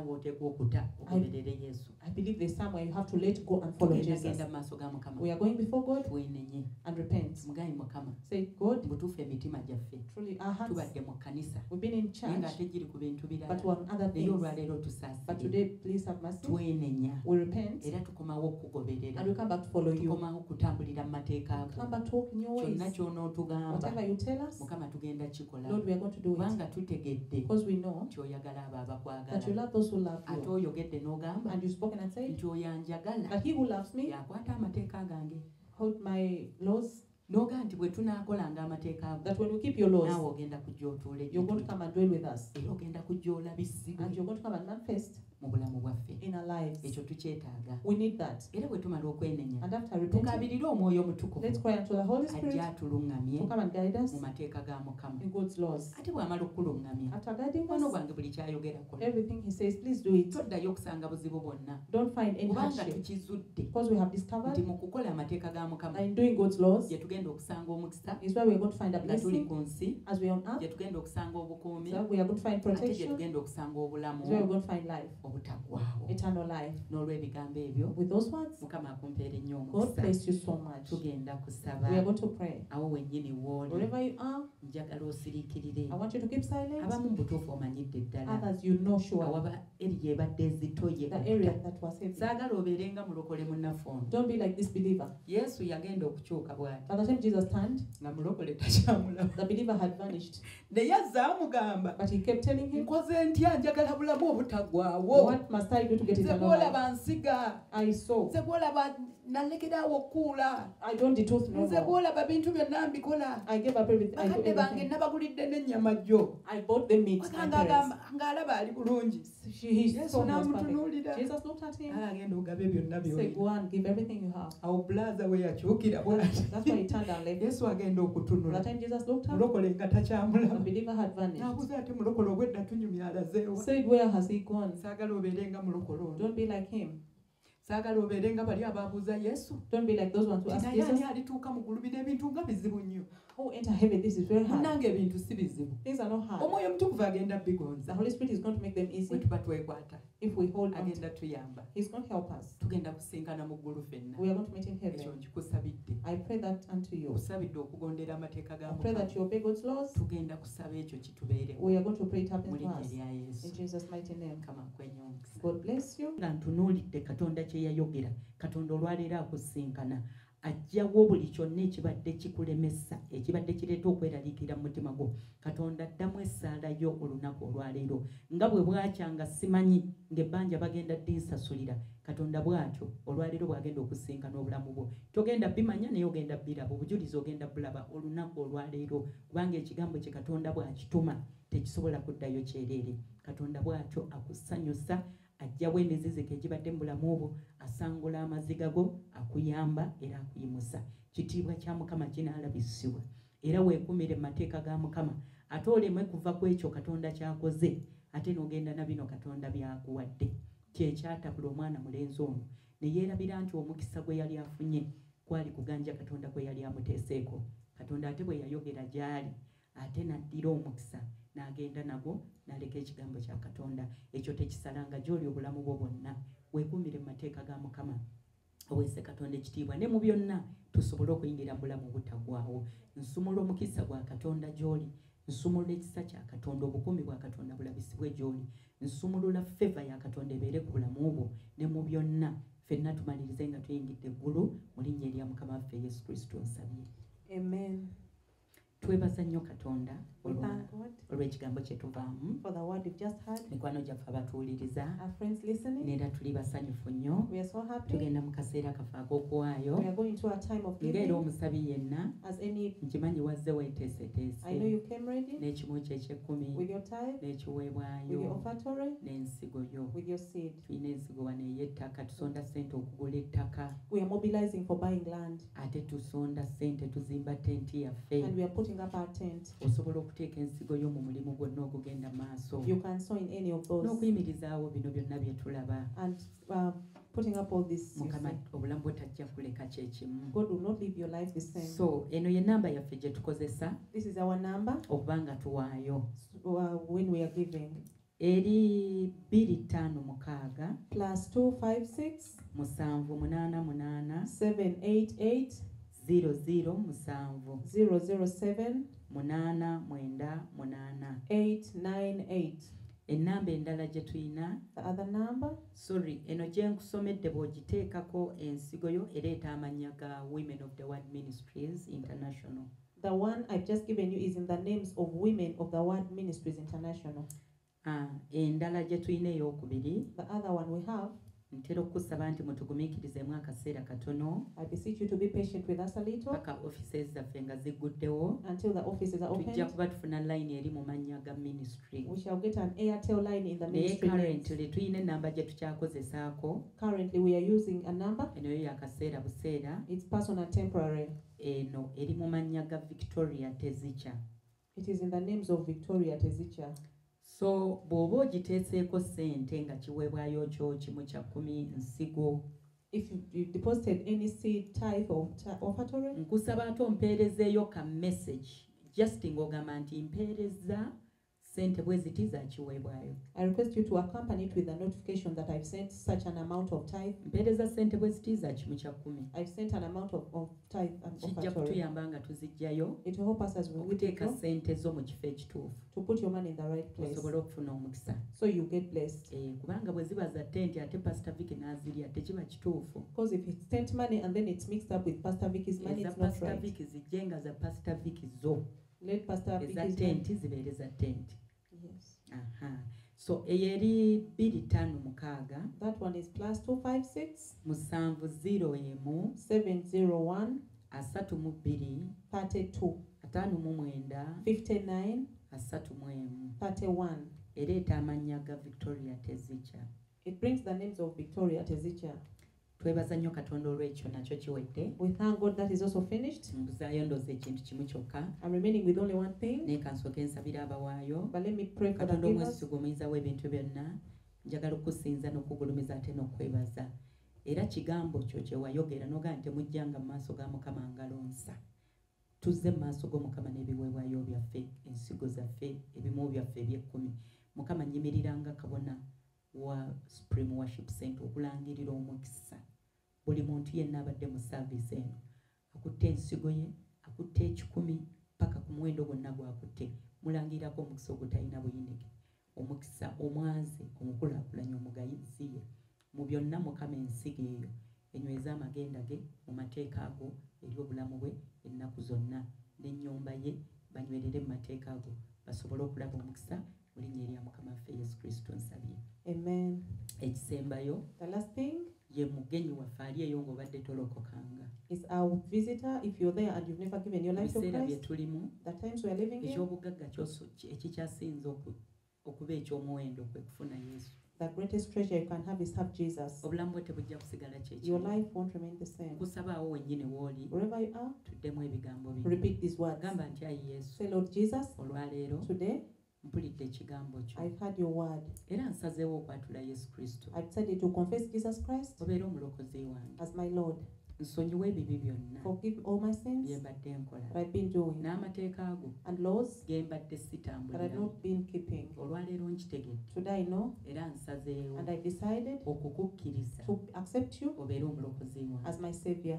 Omwoyo omutukuvu Holy Spirit, jangu onnuŋŋamye come and guide mu me mateeka ga in Mukama God's laws nsobole okulaba obulungi bwa so Mukama I can see God's goodness ate mmalirize and I end up nga nfunye obulamu with obutaggwaawo eternal life. mu linnya erya Mukama In waffe Yesu. Jesus' name, Amiina. amen. Ebigambo by'oyogedde The words you've said, omaze okulokoka you have given your life omaze to okufuuka Christ. omwana wa You are Katonda. now a believer. Tukwaniriza ne ku services zaffe endala We zonna welcome you in all our services. tubeerawo buli We Sunday are here every Sunday okutandika essaawa 5 from 11 a.m. tumala essaawa 7:30 up to 1:30 twebaza p.m. Katonda olwaleero ate tumaze namangu. We thank God today we finished earlier. Obulamu bwo tebujja kusigala kye kimu. Your life won't remain the same. Ab'obujulizi Those with testimonies, ng'olina obujulizi bwo if you have testimonies, tusaba obuvoicinge please record it obutuweereze and send it ku nnamba gye tukuwadde on the number we've given you. 256 Plus 256 788 788 007 007 898. 898. tujja kuba tubufuna we shall be receiving those era tujja testimonies kuba tubuwa bannaffe and we shall share it with others. bajja kuba bazzibwamu amaanyi They'll be encouraged. mukama akwenye omukisa God bless you so much. tubaagala nnyo We bannange love you. ttiimu yonna eya Supreme Worship Center All the team of Supreme Worship Center, abaweereza bonna babaagala all the ministers love you. abaweereza babasabira The ministers are praying for njagala you. okwebaza ennyo baweereza bannange betuweereza nabo olwaleero I thank God so much, my fellow ministers. mukyala Lydia Senjovu Mrs. Senjuva, mukyala Linda Kasagga Mrs. Linda Kasaga, mukyala Pauline Isabirye Mrs. Pauline Isabide, ne Mr. Iga Frederick and Mr. Frederick Higa. mukama abatuweere nnyo omukisa God bless you so much. bwe mbeera eyo naffe mutusabire If you're there, kindly pray for us. kale tubaagala nnyo We love you. mubeere bulungi Be good. tubaagaliza wiiki We ennungi wish you a good week. mukama abakuumi God bless you and keep mu you. linnya erya yesu In Jesus' mighty name. ekisa The praise kya mukama waffe yesu kristo of our Lord Jesus Christ, n'okwagala kwa ayi katonda the love of God, n'okussa ekimu okw'omwoyo omutukuvu fellowship of the Holy bibeere Spirit, naffe ffenna be with us all n'eri abooluganda bonna and to all the brethren, emirembe egitagwawo forever and ever. amiina Amen. kama bawa omukisa God bless you. I'll put you in front of my melody. You are all that matters. You are all that matters. I'll make room for two. You and I, Jesus. You are all that